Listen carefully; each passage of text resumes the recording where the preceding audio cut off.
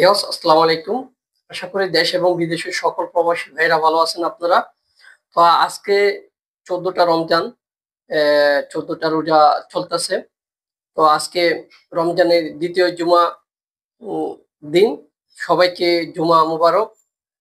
আপনারা যে যেখানে আছেন আশা করি সুষ্ঠু ভাবে আপনারা রোজাগুলো রাখতেছেন। সে প্রত্যাশা করি আপনাদের মনের আশা আকাঙ্ক্ষা পূরণ হোক এই রমজান মাসের উসিলায়। তো মালয়েশিয়া নিয়ে একটা দুঃসংবাদ হচ্ছে। গতকাল বাংলাদেশি ৪৮ জন বাংলাদেশি অভিবাসী গ্রেপ্তার হয়েছে, অবৈধ অভিবাসী সহ মোট ১৩১ জন অভিবাসী গতকাল মালয়েশিয়াতে গ্রেপ্তার হয়েছে।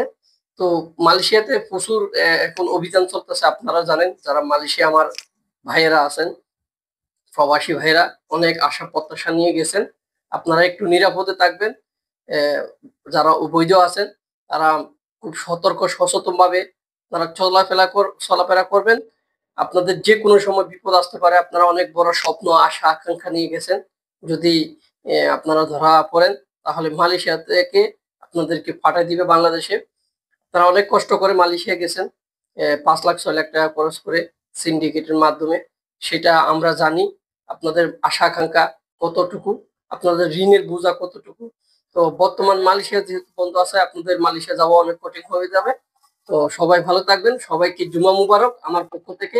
আপনাদের সবার মনের আশা পূরণ হোক। আসসালামু আলাইকুম।